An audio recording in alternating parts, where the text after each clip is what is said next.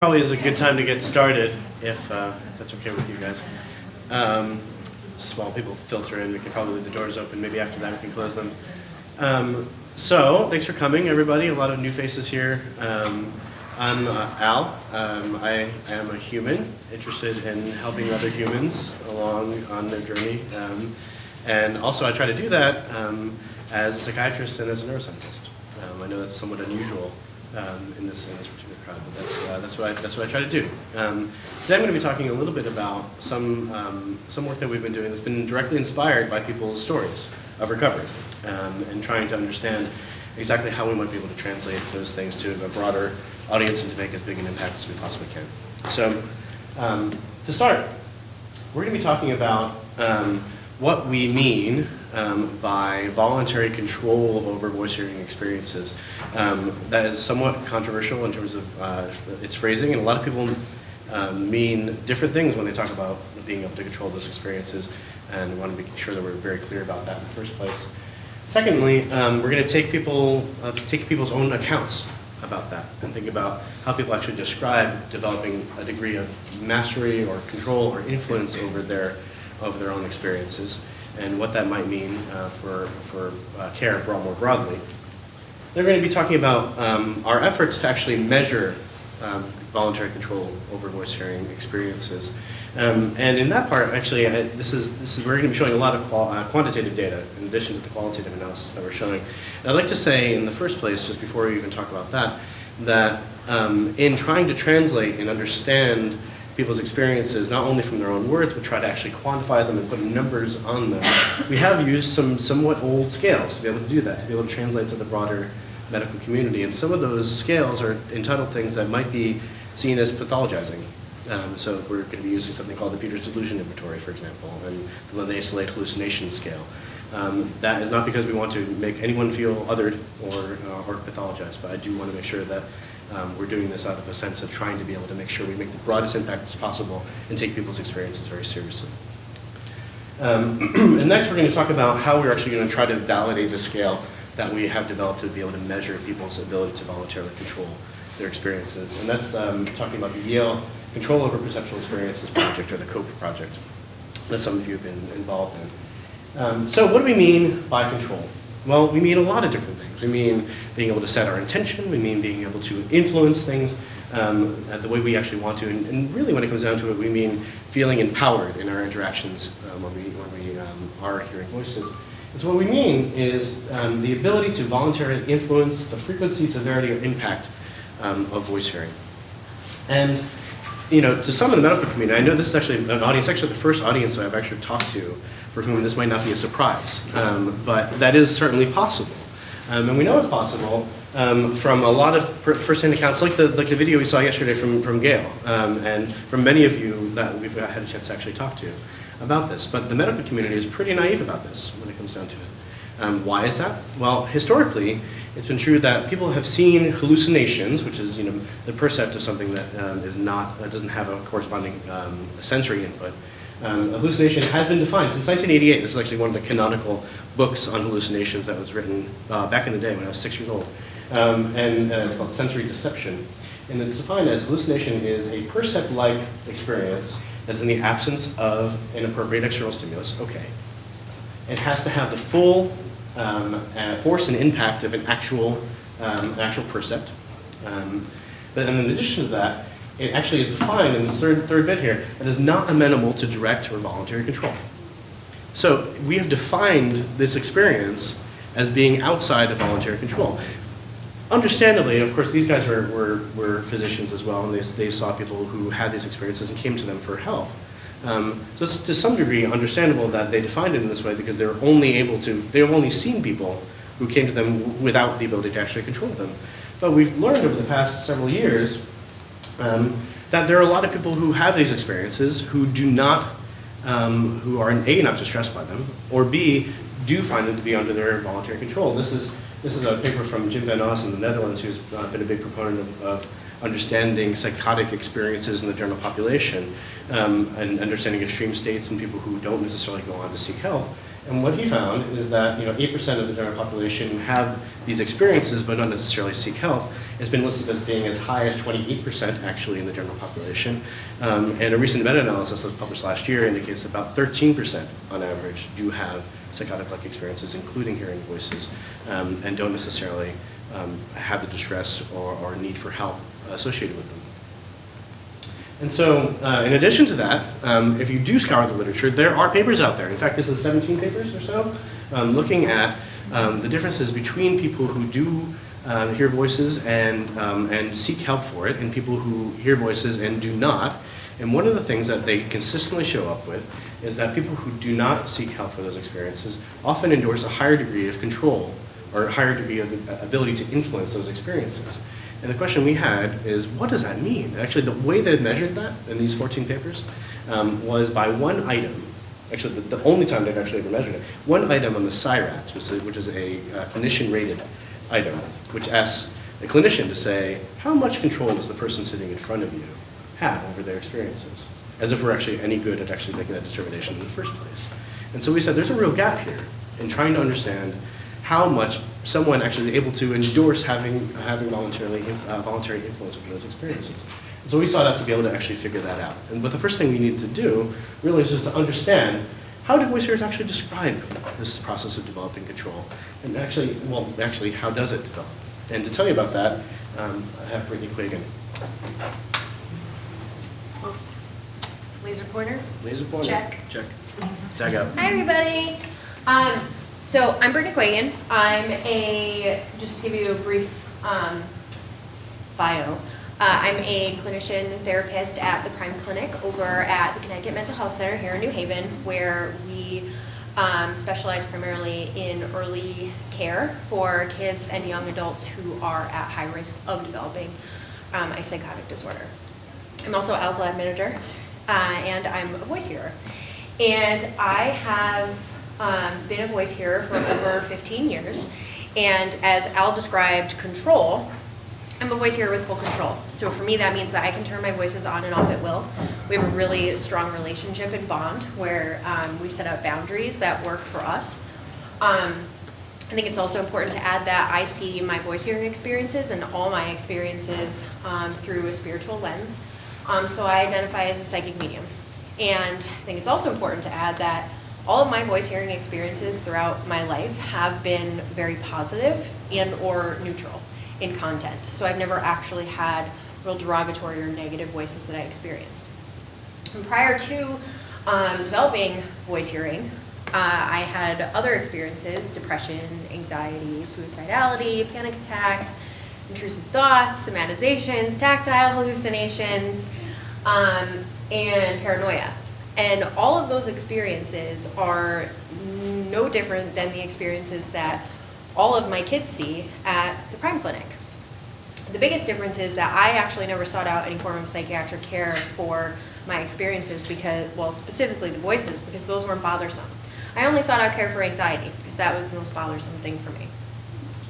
But all of my kids obviously are seeking out care because they are coming to see us. But my story is not different from a lot of people who have voice hearing experiences where they have influence or control over their experiences. And we really wanted to explore, what is it about an individual that makes it so that they're capable of or able to control their experiences, and how do they develop that over time anyway? So we did this qualitative study where we worked with two groups. We had individuals who we would consider non-help seeking, meaning they have never sought out psychiatric care for their voice hearing experiences. And this is the group that I identify with. So these are our psychic mediums. And they see their experiences through a spiritual lens as well. So we had 9 individuals from a psychic medium community come in to participate in our study. And then we had, from the Hearing Voices Network, 9 individuals who came in, and all of these people have at some point in their life sought out psychiatric care for their voice hearing experience. Both of these groups at this point in time have some degree of control over their experiences. So the people we were hearing from have a process for control at this time. And we wanted to see what were the commonalities between these two groups. And we did that through both a structured interview and assessments. And just to give you a little background about the two groups, They were very similar in age. The majority of them were female. You can see a huge difference here between the folks who participated from Hearing Voices Network and the folks who participated from the psychic community, where almost all of the participants from the HVN had a history of a psychotic diagnosis. And our psychic group have never received a diagnosis like that. The groups are also very well matched in the sense that they scored very similarly in a lot of assessments that we did. What you see here are the average scores in a bunch of measures that we did, plus or minus the standard deviation. And you can see that, so up here on the first row, this is the Linnaeus-Slade hallucination scale. And this is looking at the severity of experiences that the two groups have, and they were very similar in how they scored. They also scored almost identical on the Peters delusion inventory. So this really looks at what beliefs individuals have. They scored very similarly in their actual symptoms that they had. And they had very similar scores on the Raven's IQ matrices. Where we saw some major differences were on the beliefs about voices questionnaire, where we were looking at the resistance to experiencing and, what's the word I'm looking for? Communicating with voices. And our participants in the HVN had endorsed having more of a resistance than the psychic folks had. And there was also a huge difference in the Chapman scales, where folks from the Hearing Voices Network had endorsed having more perceptual aberrations than the psychic community did. And that's not hallucinations, that's more illusions and experiences about one's body and how they're actually experiencing being in their own body. So overall, very well-matched groups, which is what we want. So the structured interview that we did was a 40-minute interview where we first really asked open-ended questions about their experiences. Tell us all about them. What are your voice hearing experiences like? And then we asked in more detail to what degree they're actually able to control or change their experiences. And then more so, what's their actual process for making voices happen or not happen, or how is it that they develop control over time? We also asked as many follow-up questions as we possibly could to make sure we had as much detail about their process for doing that. And we also asked questions about other factors that could have to do with influencing one's experience, such as support systems or family members who actually might also have experiences with voice. From there, we did this process called grounded theory, which is where we develop a theory based on narratives that we're hearing, and basically a storyline that we come up with. And the first step is the narrative, which is what we did when we actually did the interviews. And once we get the narrative, we do this thing called open coding, which is where we actually go line by line with every single interview. So we transcribed all of these interviews after we recorded them. And we went line by line to really look at what is the person trying to convey here? What are the details that they're sharing with us? What's the context? What is everything that we could possibly extract from this to help us understand someone's process for control? So for example, this first line here, wrong button. It's not so much that I change it, but rather that I can stop it. So this line right here is telling us what degree of control a person actually has over their experiences. Or, so when they said, you're not doing what you need to be doing, get out of the way, this is someone explaining the content of their voices. After we open coded, we did something called axial coding, which is where we look at every single code that we've created across the groups to see what's similar amongst them, what's different, and how do we create categories that basically tell the story of control. So for example, this is kind of teeny weeny, but there's things listed here such as guides or energy, spirits, meditation, scheduling time. And when we get all of those codes doing axial coding, we do something called selective coding, which is where we really see the timeline start to develop that one experiences with control. So here in the middle, going up from the onset of voice hearing to control over voice experience, we sort of see the progression of control start to happen. And some really interesting things that we noticed were At the onset of voice hearing experience, the psychics had endorsed being a little more open-minded about what the experience was. So there weren't any, it wasn't all something could be wrong or there could be something going on with my mental health, but oh, this could be something that is seen as a gift. It was almost an immediate reaction. And some of the folks in the Hearing Voices Network didn't necessarily see some of those experiences as gifts. So we saw more of a positive outlook at the onset, at the beginning, or as positive. Both groups go through some sort of conflict in terms of, okay, is there something going on here that's wrong? What do I need to do at this point now that I'm actually understanding that I'm experiencing voices? And another difference that we noticed that was pretty cool in once they develop control of their voice hearing experiences is that at the onset, folks from the Hearing Voices Network, before they experienced direct control or had direct control at the onset, were less willing to engage with the voices at the beginning. Whereas the psychic mediums endorsed engaging right off the bat. Oh no, I didn't fix those terrible, terrible arrows. So then what we wanted to do is look at what was similar between both groups to get an overall timeline that both groups actually experience when they're developing control. So obviously there's an onset of voices for both groups. And then one of three things might happen. Perhaps there's an acting out point where I have some sort of response to this and that comes with a behavior after I start to experience voices. Maybe I look for more meaning in my experience, or maybe I explore spirituality. So if you take a look at this quote right here, I wasn't understanding why no one else didn't hear that, or didn't understand why was I the only one hearing it and everybody else seemed fine.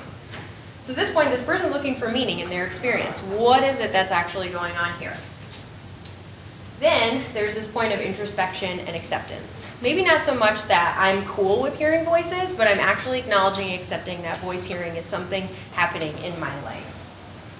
And maybe there's something I want to do about that.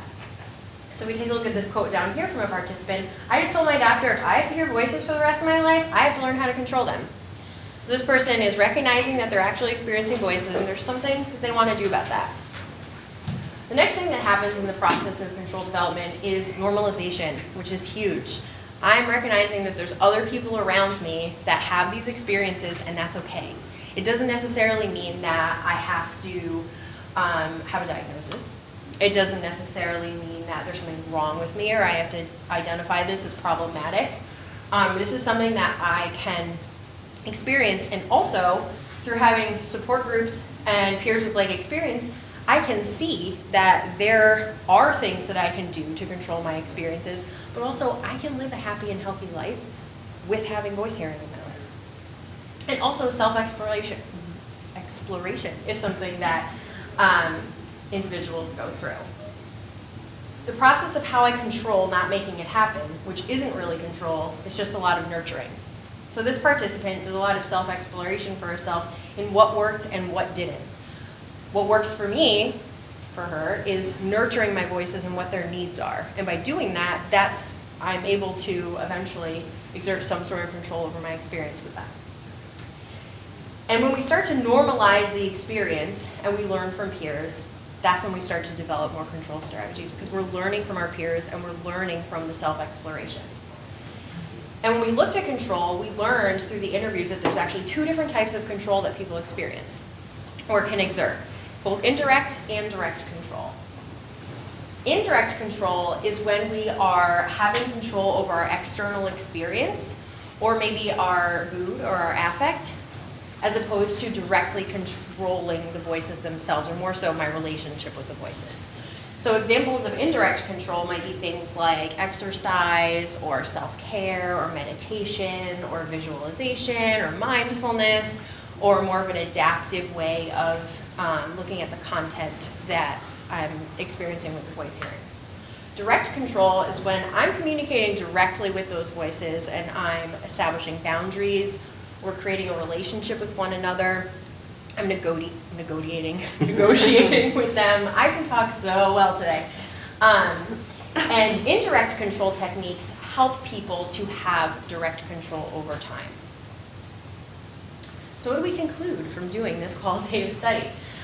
We concluded that both individuals from help-seeking and non-help-seeking communities develop control in a very similar way, just described through that timeline.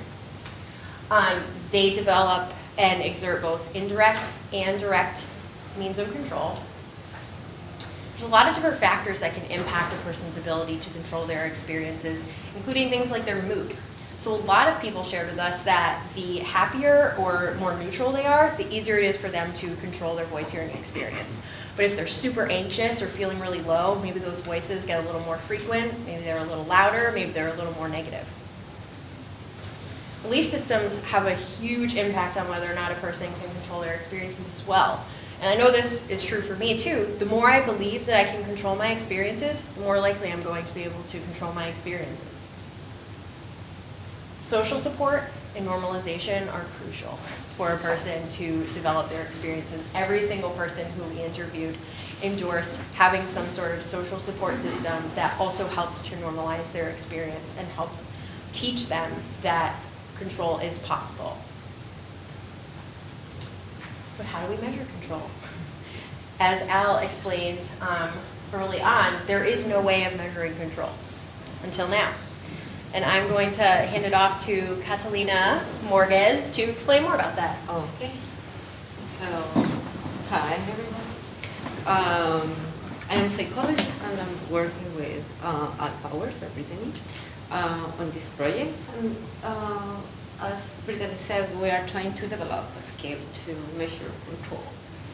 That is very important feature of these experiences, to really try to have a nice life, a very good life, and be functional. So what we learned, essentially for our qualitative study, is that control is related with a set of strategies, or coping strategies, but essentially, at the beginning at least now, we are classifying them in two groups, as Brittany said already: direct control and indirect control.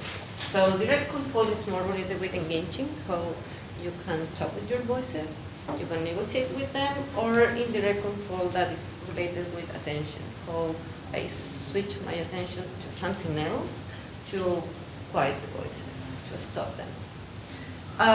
But also, we looked at different moderators, we call them, that are other aspects that are related with control.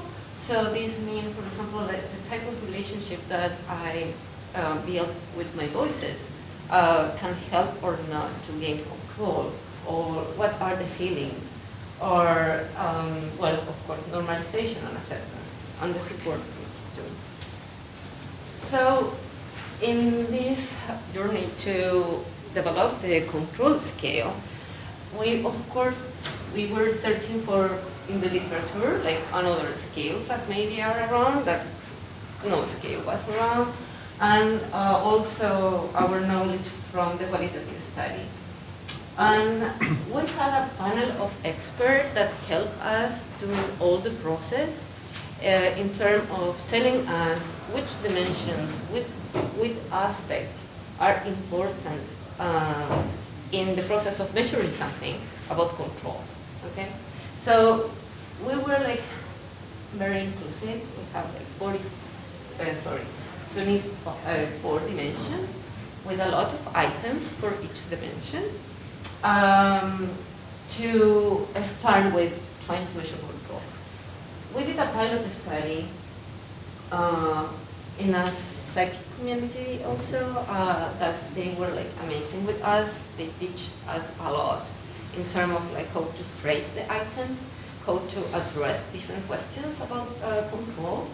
And then from the help that we received from them, we were able to modify items in different ways, like how they were working, for example, like how, if they can understand or not the question that we were asking. Then also we went through a process that is like more statistical process in terms of like how we can select the items. Means like if someone I mean, if all the people was asking in the same way, answering in the same way one of our questions, it's not a relevant question, really. So for that we were taking these items out, or what was the distribution of the items. So all the bad items, we take them out, and we come up with a control scale that is just measuring control that has initially has like 35 items in 3 dimensions: indirect control, direct control, and efficacy, and also these moderators. We will talk just about control scale now. Okay. So through the code project that Al will tell you a little bit more, we are able to have more participants, and we will be able to validate this scale. And we have participants from a lot of places, like mainly the US, but also from Europe and Romania, and like very interesting places. So this is, until now, this is our scale that we have 8 items for the control efficacy, 6 for direct control, and another 6 for indirect control. So then, you want to walk through the code? Sure. Yeah. So, as Kata mentioned, we tried to validate this scale, which I'm told by Kata and other people who actually develop scales. It takes a lot of people to develop scales like this and to validate scales like this. And so we have been talking to a lot of people in Connecticut and Greater New Haven to try to really understand the development of control. But there aren't a ton of people necessarily left that we can talk to. And so we thought maybe we should kind of look more broadly, try to understand on a larger scale from the global community of people who have been in the midst of recovery and who have developed some degree of influence over their experiences. And so we decided to do this online and to access these communities in that way. The question is, okay, well, you can advertise broadly on the internet if you wanted to, but I think the better way to go about it is to ally with groups who have been promoting this kind of recovery for a very long time. And that is, not only people in the mental health system, so we've been worked closely with NAMI and Mental Health America, but also other organizations that are more spiritually oriented, like the Forever Family Foundation, and also individuals at Advocacy Limited and Hearing Voices Network as well. Yep. Since you're connected through all these groups and you've gone online, what is your main population and socioeconomics? Yeah, great. We're gonna talk about that in a second, actually. So right now, this study itself, and the validation side of things, really only launched in September 14th is when we first launched this. This group of individuals, this group of groups, is our advisory network, or our advisory committee, what we're calling the Spirit Alliance. And it is to try to understand from multiple different perspectives how people do influence those experiences voluntarily. And so what we tried to do actually was to really identify within those networks what those networks actually look like, right? And try to help us engage in those networks. So for example, here's our network. It's primarily me and Brittany, and Kata. But also, we're connected with a lot of different other networks within our own work. And of course, everybody else has those too, and have different ways in which they can engage those networks, whether it be email blasts or calls or meetings or whatever. And they all came either virtually or physically to New Haven to try to think about that and get rolling as soon as we could. And so what we've done then is developed this project. I try to embarrass Brittany as many times as I can in all of our presentations. And so we did. What we decided to do was to develop this scope scale. The target is to get 1,200 people over the course of however much time it takes. Right now, because we were able to get rolling with that advisory committee, we have enrolled about 375, I think actually a little bit north of that now, people who are enthusiastic enrollees in the project. It's all online.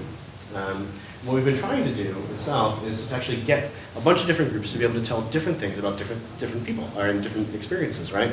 So whether you have both auditory and visual experiences and control, or if you have some combination thereof, it's actually very important to think about demographic factors or other background factors that could matter, like traumatic history, and what it looks like when they did engage with the mental healthcare system in the first place.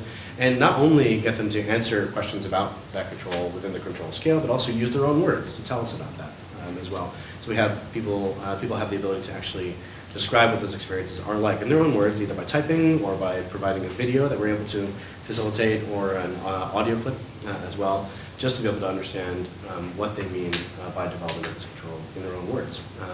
In addition to that, I think this is the next slide, so we have the Cope scale. We have a whole phenomenological battery, by which we mean we're trying to be as curious as possible, in particular as possible, in understanding what everybody's experiences are actually like. So everything you can think about asking about the voice hearing experience, as informed by years and years of work, like actually doing experiments, thinking about these experiences, but also by people's lived experiences and telling us what is important in having those experiences. We have a whole full battery to actually ask about those experiences as well. Thank you. And then we, of course, ask about all sorts of other dimensions as well, in terms of belief structures surrounding those experiences, whether they're helpful or harmful to their functioning. And then we have a bunch of perceptual tasks. So I, full disclosure, am not only a psychiatrist, but I'm also a sensory neuroscientist. So I study how people perceive things in the general world. And so I was curious about being able to actually measure that using behavior on particular tasks. And we're actually able to do that. So we've developed the infrastructure to do relatively fine-grained perceptual neuroscience remotely on the internet when someone is talking about their voice hearing experiences in Iowa in their living room. We can actually be able to tell something about how their brains are processing sensory information, which I think is really powerful. And we can then relate that then to people's own experiences, but also the development and control over those experiences. In the supplemental module, as I said, we can have people share their actual stories. We can relate them, their endorsement of control to overall locus of control endorsement. How much in control of their lives are the folks who are taking this survey? And then all sorts of other kinds of supplementary tasks that we've kind of tacked on here to really try to understand this to the best of our ability, ranging from basic kind of neuroscience understanding all the way to kind of social, very high level cognitive understanding as well. Because really our job here is to understand these abilities as best as we possibly can to be able to translate to those who actually might benefit from them. So Katya is going to actually tell you about what the scale looks like and how it's been performing so far. Okay, so this is our actual scale. Like we have here like some examples of questions. So the first one is I take my mind off the voices in order to not hear them. It's like an example of indirect control. Direct control is more like I schedule times to hear the voices. And empathy is more like I can control my experience with the voices. So we are asking them how was this experience when first start, and then how is this experience now or recently.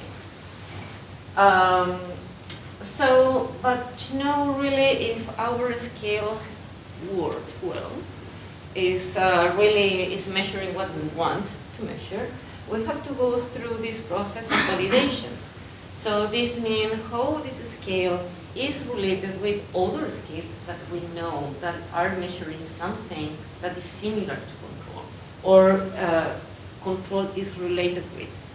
So, for example, beliefs about these experiences that we know that is related with control, as Britt said before.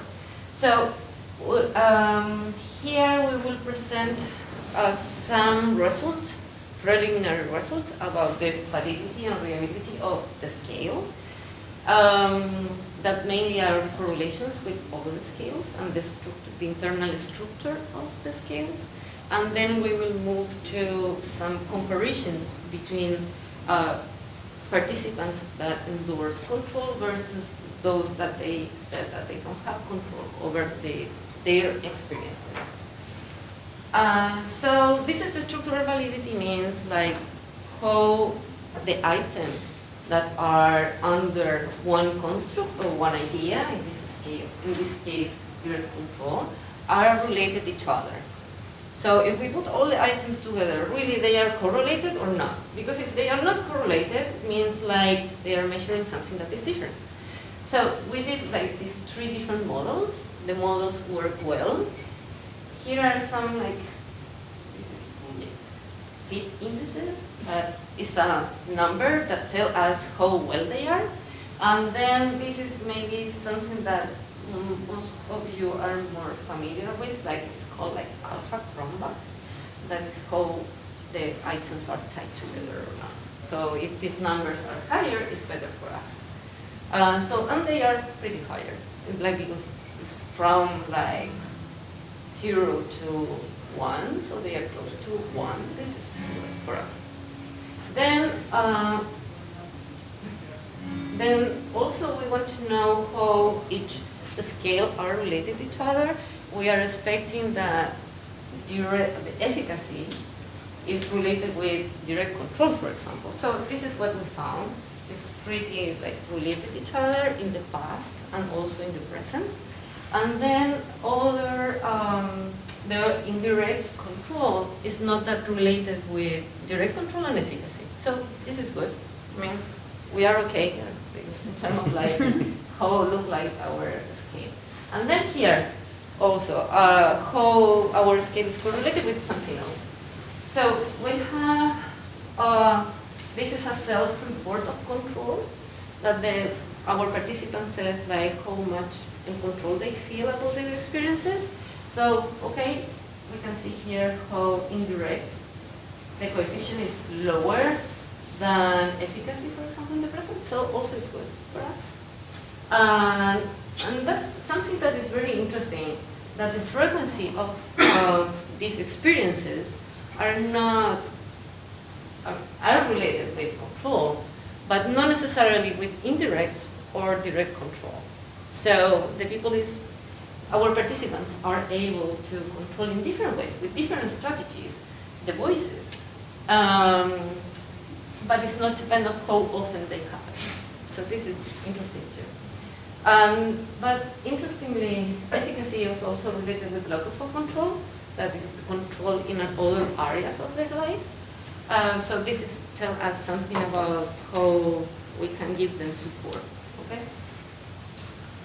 Okay. So here also that is something very interesting about belief and trauma that we were talking a little bit before. The efficacy of the control in general is not related with the beliefs about the voices when they are malevolent or omnipotence.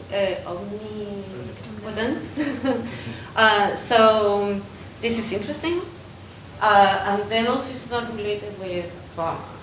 Means like the people who has trauma in the past can control also the voices, indirectly or directly. So, well, so here now is our results about comparing these two group of participants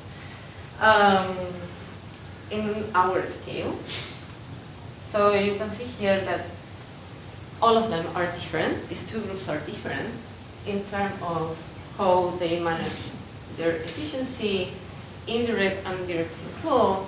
But indirect control in the present is not different between them. So maybe, even though I am able to control my experience through engaging with the voices or negotiating with them, maybe also I am using indirect strategies also. So this is something that we have to explore more and know whether with more data. Because really we need more information, more participation from others. So here, in terms of like, in this scale, we are looking for unusual beliefs.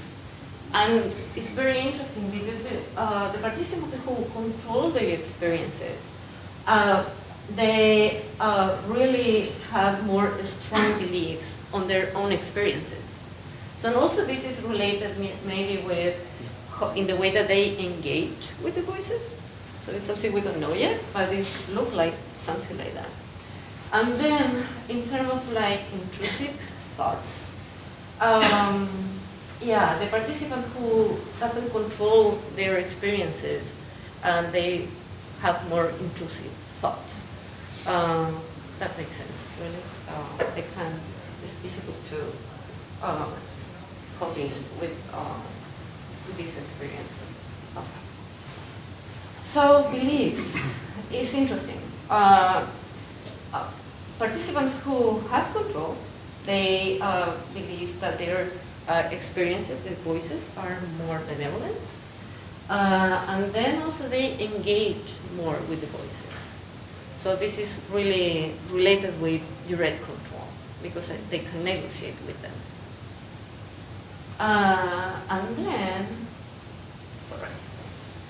And then we didn't find any differences between trauma, the experience of trauma, or locus of control, even though locus of control is related with the efficacy, but the group doesn't, they are equal in terms of more or less equal in terms of locus of control. And also in these other scales about unusual experiences. Okay, so vivid mental events or hallucinatory experiences, both of them were very similar. Okay. So these are our preliminary results. So in terms of like conclusions, until now we have a scale look like it's working well. The validation that we need more participants to be sure that really is working well, enough well. But also we learn how some important differences between some participant who has control versus those that don't have control. So voice hearing control scales were consistent with the ability to control or not control voice hearing experiences. Participants that endorse control over their experiences reported higher score on beliefs, on benevolent convictions about the voices, and they were more convinced and engaged with their voices or their experiences.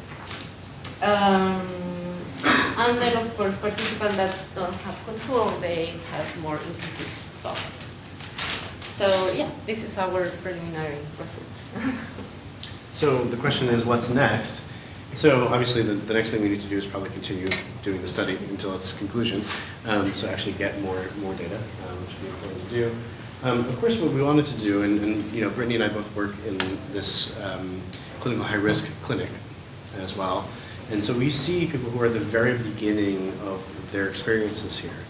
And the idea, you know, would be ultimately for us would be to intervene in such a way and to help them along so that they don't ever become distressed or out of control of their experiences and have, you know, kind of somewhat the horrific experiences that people have had before within the system and outside the system as well.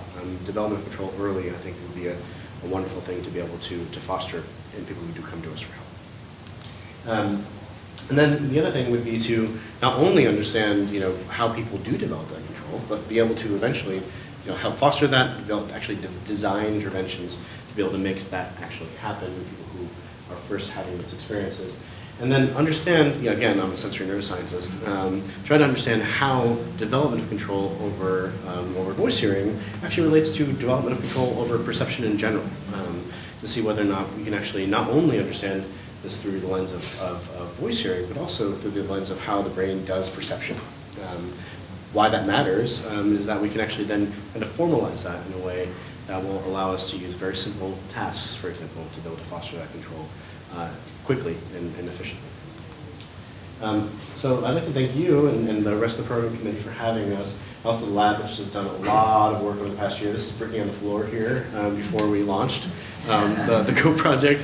You know, everybody's worked really, really hard for the data we just showed you, and are continuing to do so. I'd also like to thank our funders and all of you for listening.